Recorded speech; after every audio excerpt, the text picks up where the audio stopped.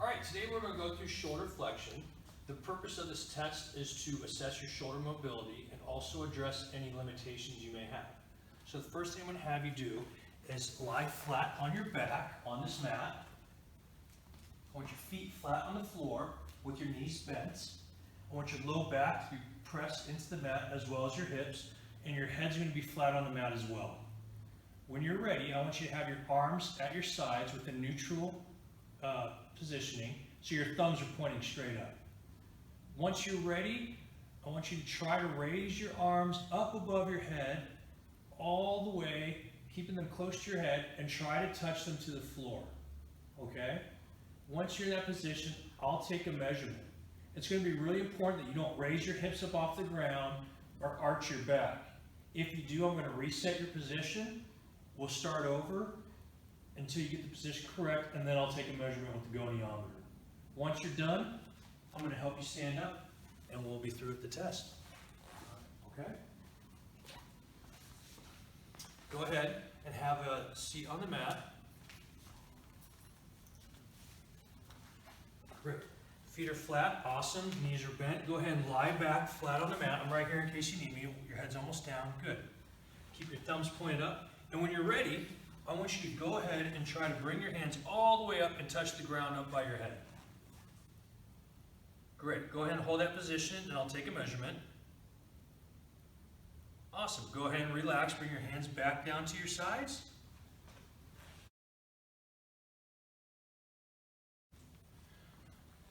Next assessment we're going to do is shoulder extension. So what I'm going to have you do is lie flat on the ground with your forehead touching the mat, and I want the top of your feet to be on the ground. You're going to start with your thumbs and hands in a neutral position, so your thumbs are touching the floor. And when you're ready, I want you just to raise your hands up off the floor as high as you can. Once you're there, I know it's going to be tough, but hold your hands as high as you can, and I'll take a measurement. Once you're done, relax. I'll switch over to the other side, and we'll take another measurement. Do you have any questions? Okay, so go ahead. Lie prone on the floor. Head's touching the mat. Great. Thumbs are going to be in a neutral position. Great. I'm just going to have you rotate this hand. Awesome. And then just raise your hands as high as you can. Great. I'm going to take a measurement there. Great. Relax.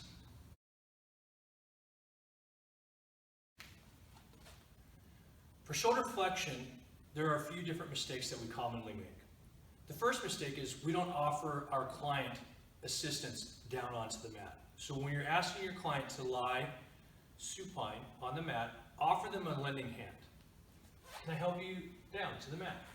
I'll be fine, thank you. Okay. They'll either shut you down or they will take your hand and they'll be appreciative. So you're helping to build rapport, but you're also keeping your client safe.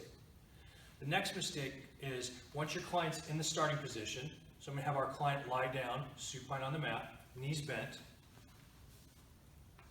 is that the feet may not be in alignment with his anterior superior iliac spine. So we want to come around, make sure the feet are in alignment, and if they're not, we're going to put them in alignment or cue them to move into alignment. Again, it's always be sure that your client is okay with you physically touching them before you actually move their feet. A next mistake is we may not have the client put their hands into a neutral position. So we need to make sure that their hands are in a neutral position.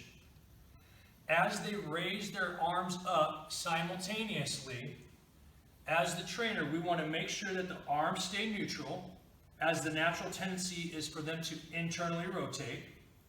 We want to make sure that their low back is pressed into the ground and that their hips stay down. So they're not raising their hips up off the mat, they're not overarching to get further down.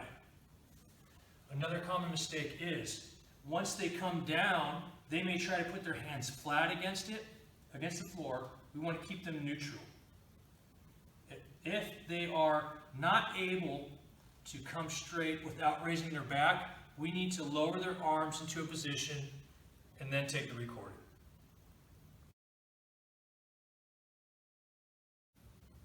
The next assessment that we're going to cover is shoulder extension and a few of the common mistakes. So one common mistake is that we don't help our client down to the floor, so offer them a hand. I'm going to have you lie down into the starting position that we covered. Do you need some help? Absolutely. Okay. Great. Good. The next mistake is that we may not have their hands in a proper neutral position. And also, we want to make sure that their feet, the tops are flat on the floor if they have the mobility in their ankles. At this point, we want to make sure that when the client raises their arms, they raise them together, even though we will be taking 2 separate readings on each arm. And we want to be pretty fast about it because this is a very strenuous activity for some of us to do. Relax, and then we'll switch to the other side. At that point in time, when they're finished with the assessment, again, offer them some assistance up. Relax. Can I help you up? Record their reading and go through their results. Another option you have is to move the client to a wall and assess them using the wall to cover shoulder extension.